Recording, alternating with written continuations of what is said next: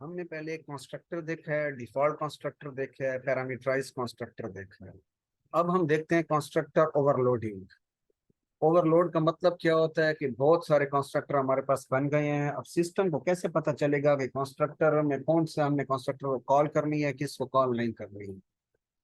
यहाँ पर एक मैंने क्लास बनाई है वॉल की। दो वेरिएबल्स लिए हैं, लेंथ, हाइट, प्राइवेट कर दिए हैं दोनों के लिए। एक मैंने फंक्शन बनाया है पब्लिक के जरिए वॉल।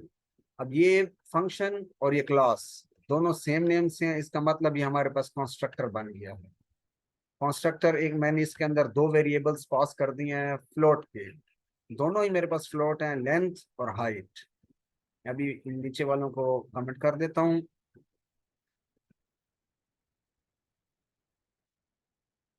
यहाँ मेरे पास एक ही कंस्ट्रक्टर है, वॉल फ्लोट हाइट। दोनों मेरे पास फ्लोट के हैं। यहाँ पर मैं floating point values, decimal values को इंसर्ट करा सकता हूँ। और यहाँ पर मैंने एक और फंक्शन बनाया है कैलकुलेट एरिया के नाम से। जैसे मैंने पैरामीटराइज कंस्ट्रक्टर में हमने किया है, बिल्कुल वैसे का वैसे ही कंस्ट्रक्टर ओवरलोड है, लेकिन इसमें थोड़ा सा कॉन्सेप्ट चेंज होता है। ये हमारे काम को आसान बनाने के लिए हम यूज करते हैं। यहाँ पर फ्लोट कैलकुलेट एरिया, उसी तरीके से मैंने एक ऑब्जेक्ट बनाया, ऑब्जेक्ट के जरिए उसमें हमने वैल्यूज पास की हैं। अब असल काम यहाँ से हमारा शुरू होता है। अब मैंने यहाँ पर एक वैल्यू दी है 5.5 और 2.0। यहाँ पर मेरे पास दोनों फ्लोट हैं, तो सिस्टम को समझ आ जाएगी कि यहाँ पर 5.5 और 2.0 जो वैल्यूज भेजी जा रही हैं, ये ऑटोमेटिक ही सिस्टम इसको दे देगा, फ्लोट और इस दोनों फ्लोट को। अगर मेरे पास साथ दूसरा कंस्ट्रक्टर भी होता, एक कंस्ट्रक्टर है इंट का, एक कंस्ट्रक्टर है फ्लोट का। एक इंट के, एक फ्लोट के है इसके पैरामीटर्स। अब यहाँ पर मैं वैल्यूज भेज रहा हूँ फ्लोटिंग पॉइंट डेसिमल नंबर।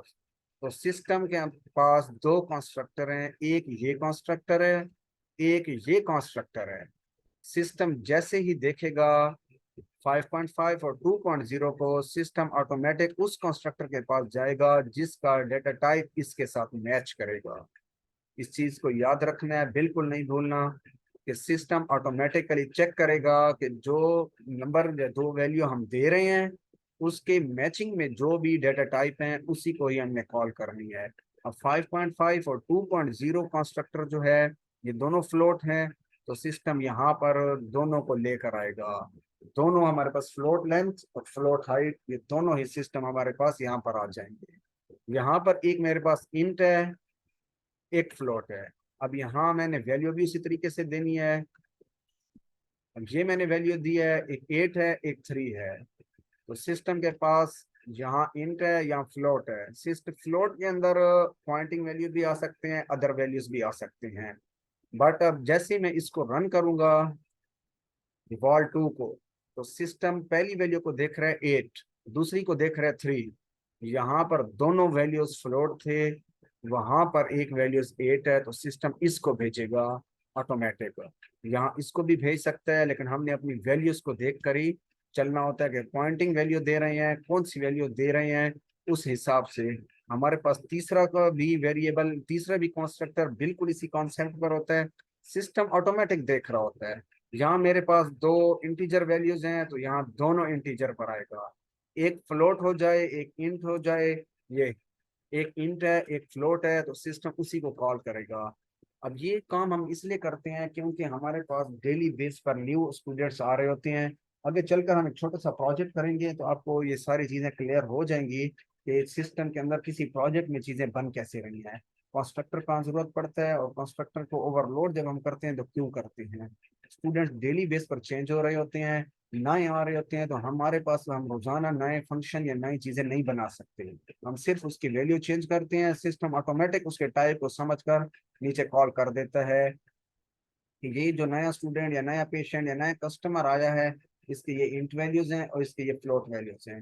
हो सकता है एक बंदा आया है, हमने उसका नेम और सारा बायोडाटा एंटर कर दिया, लेकिन उसका CNIC या मोबाइल नंबर हमारे पास नहीं है। वो कहता है मैंने मोबाइल नंबर नहीं देना।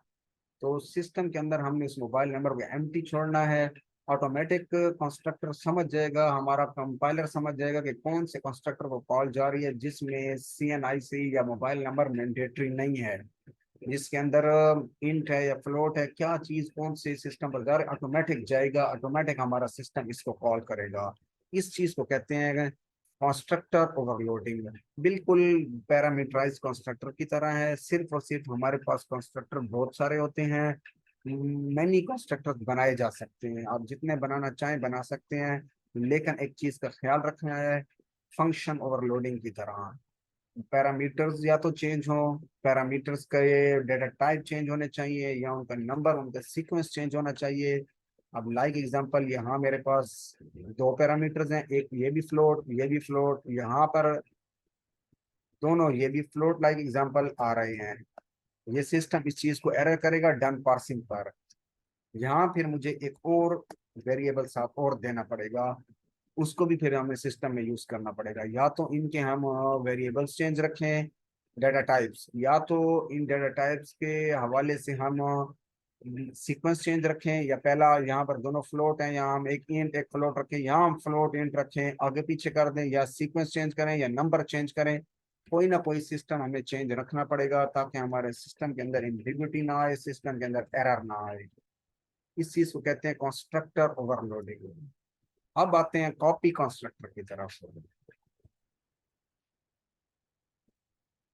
जी हमारे पास एक सिंपल प्रोग्राम है कॉपी कंस्ट्रक्टर का। कॉपी कंस्ट्रक्टर बहुत इंपॉर्टेंट चीज है और कॉम्प्लेक्स चीज है, क्योंकि इसके अंदर एड्रेस ऑफ यूज हो रहा होता है, थोड़ा बहुत पॉइंटर का कॉन्सेप्ट यूज हो रहा होता है। पॉइंटर को हम आगे चलकर देखेंगे कि पॉइंटर इसके अंदर यूज कैसे होता है। क्लास है हमारे पास वॉल की, इसके अंदर मैंने एक ही वेरिएबल लिया लेंथ। आप पिछले एग्जांपल्स की तरह दो वेरिएबल्स भी ले सकते हैं, कोई इशू नहीं है। ये मैं सिर्फ आपको समझा रहा हूँ। कॉपी कंस्ट्रक्टर आजकल बहुत सारी जगहों पर यूज नहीं होता। हम कॉपी कंस्ट्रक्टर को बहुत सारी जगहों पर यूज नहीं करते, क्योंकि इसकी जगह पर हम mostly direct pass by reference, pass by value करके चीजों को एक्सेस कर लेते हैं सिंपल कंस्ट्रक्टर से ही। क्योंकि सिस्टम को एफिशिएंट बनाना होता है तो हम कॉम्प्लेक्स लैंग्वेज या कॉम्प्लेक्स कोडिंग हम यूज नहीं कर रहे हैं उनके लिए। क्लास मेरे पास है वॉल की, इंट क्या है, लेंथ एक वेरिएबल है। यहाँ मैंने एक पब्लिक का कीवर्ड लिया, उसके अंदर मैंने फंक्शन बनाया है। लाइक एग्जाम्पल मेरे पास ये कॉन्स्ट्रक्टर नहीं है, ये मैंने कॉन्स्ट्रक्टर बनाया है, एक ही वेरिएबल है, तो यहाँ भी मैंने एक ही वेरिएबल पास कर दिया है इंट एन। एन इसको मैंने पास कर दिया लेंथ को। यहाँ पर इसको भी मैं अभी कमेंट कर देता हूँ। यहाँ पर एक और फंक्शन बनाया void calculate value of length. यहाँ से हम जो वैल्यू भेज रहे हैं वही वैल्यू इधर क्या हो रही है, सिंपल प्रिंट हो रही है। यहाँ मैंने मेन के अंदर एक ऑब्जेक्ट बनाया ए के नाम से, उसी ए को ये ए डॉट, जैसे ही ये डॉट मैंने किया है, यहाँ सिस्टम किस पर आ जाएगा, कैलकुलेट पर आ जाएगा। कैलकुलेट से सिस्टम इसको यहाँ पर रन कर देगा। सिंपल जैसे हमारे पास कंस्ट्रक्टर होता है या सिंपल फंक्शन होता है। एक वॉल का ऑब्जेक्ट बनाया ए को जैसे ही मैंने इंटेलिजेंस की तरफ भेजा, वहां से लेंथ की तरफ आया और मेरी चीज मूव करके आ गई है। अब आते हैं असल हमारे कॉन्सेप्ट की तरफ। अगर यहाँ मैं इसको रन कर देता हूँ ए को, ये सही चल जाएगा। बी को करता हूँ सही चलेगा, सी को करता हूँ सही चलेगा। सी तो साथ वैल्यू बी पहले से ही बता रहा है 20। C2 ये आगे चल कर देखते हैं। अब मैं इसको रन करता हूँ, ये मेरे पास एक एरर आ गया है, वॉल ABC 20 C2 और इन चीजों का एरर आ गया है। ये एरर क्यों आया है? एरर हमारे पास इसलिए आ गया है क्योंकि सिस्टम कहता है accept one argument zero provided wall int no matching function और कॉल। डिफरेंट एरर्स हमारे पास सिस्टम में दे दिए हैं डिफरेंट तरीकों से। इन सारी चीजों को जब भी हम कॉपी कंस्ट्रक्टर या बहुत सारे ऑब्जेक्ट्स को यूज कर रहे होते हैं, तो हमें एक बाय डिफॉल्ट नल कंस्ट्रक्टर जरूर ही बनाना पड़ता है। ये कॉपी कंस्ट्रक्टर, ये मैंने यहाँ पर एक नल कंस्ट्रक्टर बना दिया, मतलब खाली कंस्ट्रक्टर है, इसका कोई काम भी नहीं है। लेकिन क्यों बनाया है, ताकि इसको एक कंस्ट्रक्टर हम बनाते होते हैं, एक कंस्ट्रक्टर सिस्टम का होता है। अगर मैं अपना कंस्ट्रक्टर ना बनाऊं, सिस्टम अपने कंस्ट्रक्टर से चीजों को लाता है और उन्हें रन कर देता है। अब यहाँ पर मैंने अपना कंस्ट्रक्टर जैसे ही क्रिएट किया था, तो सिस्टम का कंस्ट्रक्टर ना भी बनाते कोई मसला नहीं था, लेकिन यहाँ हम जा रहे हैं बहुत सारे ऑब्जेक्ट्स की तरफ। तो सिस्टम कहता है कि जो नल वाला मेरा कंस्ट्रक्टर है उसको भी साथ लेकर आओगे। हमने सिस्टम के कंस्ट्रक्टर को भी कॉल कर दिए वॉल, वॉल इन एंड, यहाँ पर हमारा सिंपल अपना कंस्ट्रक्टर है। और यहाँ पर उसी ही तरीके से अब हमने चीजों को रन कर दिया है।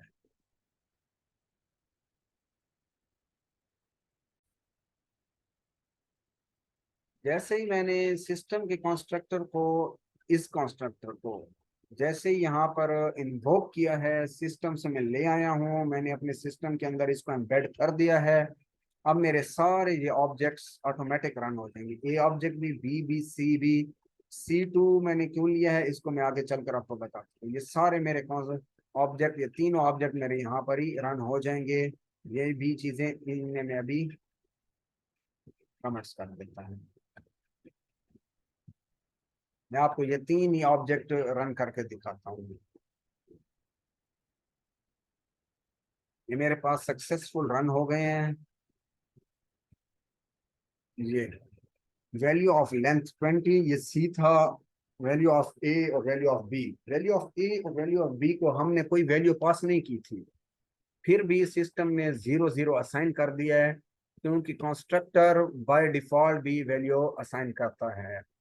अगर हमारे पास भूल हो तो सिस्टम उसको ट्रू फॉल्स में से फॉल असाइन कर देता है। करेक्टर है तो सिस्टम उस पर भी कोई ना कोई वैल्यू असाइन करता है। इंट को 0 करता है, फ्लोट को 0 करता है, डबल को 0 करता है, इसी सॉरी फ्लोट को 0.0 करता है। इसी तरीके से सिस्टम बाय डिफॉल्ट भी एक वैल्यू इन्वोक कर रहा होता है, एम्बेड कर रहा होता है। अगर हम अपनी वैल्यूज ना दें तो, सी को मैंने अपनी वैल्यू यहाँ पर दी हुई थी तो सी की अपनी वैल्यू आई है 20। ए और बी को कोई वैल्यू नहीं थी तो ए और बी को सिस्टम ने खुद ब खुद वैल्यू दी है। ये तो था हमारा सिंपल कंस्ट्रक्टर के ऑब्जेक्ट्स बनकर ऑब्जेक्ट्स को कॉल। अब हम आते हैं, यहाँ पर हम बनाते हैं कॉपी कंस्ट्रक्टर की। कंस्ट्रक्टर का नेम मैंने लिया, यहाँ पर उसी ही कंस्ट्रक्टर का या क्लास का नेम रखना है, क्योंकि मैं कॉपी बना रहा हूँ कंस्ट्रक्टर की, ओरिजिनल कंस्ट्रक्टर नहीं बना रहा। इस चीज को याद रखना है, कंस्ट्रक्टर नहीं बनाया जा रहा, सिर्फ कंस्ट्रक्टर की कॉपी क्रिएट की जा रही है।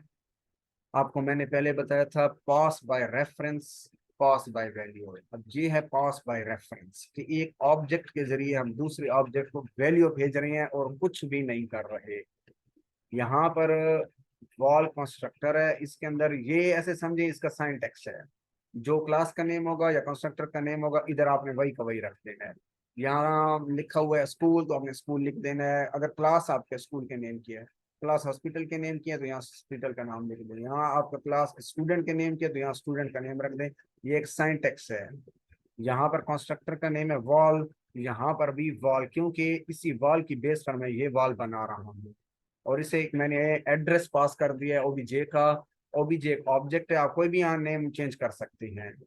इस लेंथ को मैं अब ये वैल्यू दूंगा ओबीजे डॉट लेंथ। ये यहाँ पर मैंने जो किया था वॉल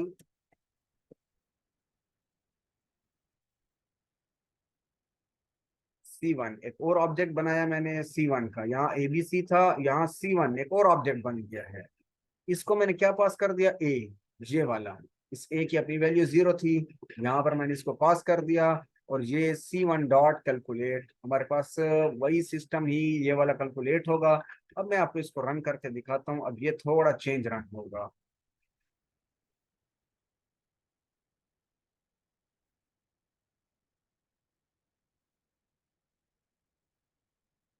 वैल्यू ऑफ जो लेंथ की सी की थी वो 20, ए की 0, बी की 0, कॉपी कंस्ट्रक्टर। और वैल्यू ऑफ लेंथ फिर 0, क्योंकि ए की वैल्यू 0 है।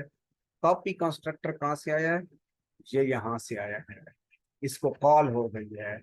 इस चीज को याद रखना है, ये थोड़ी सी कॉम्प्लेक्स है।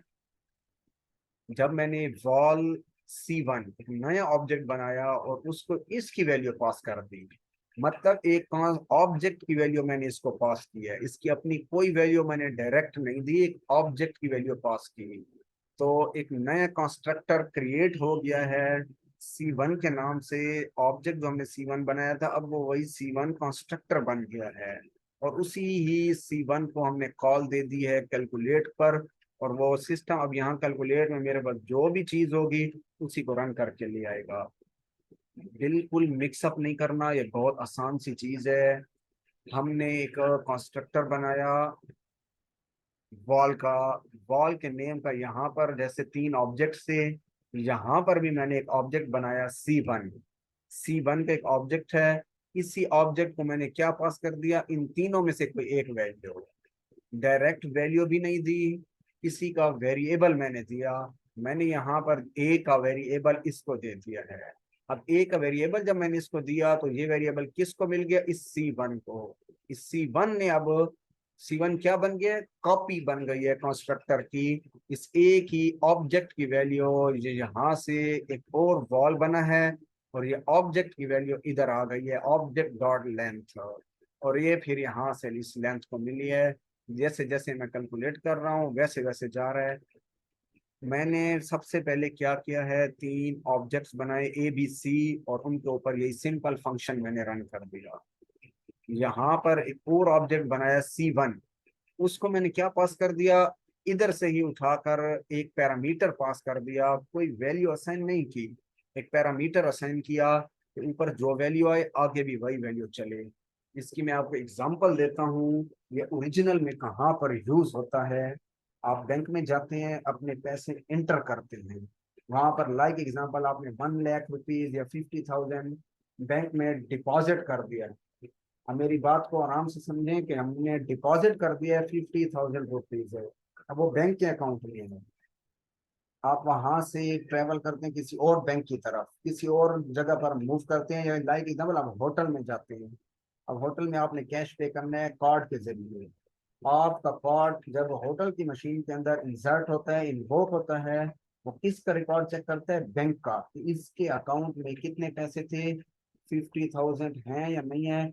कभी भी आपका बैलेंस वहां शो नहीं होता, सिर्फ और सिर्फ एक कॉपी जो आगे बनती है, होटल वाले उस कॉपी की बेस पर ही आपकी डिडक्शन करते हैं, और सिस्टम ऑटोमेटिक कन्वर्ट हो जाता है और कॉपी कंस्ट्रक्टर की तरफ।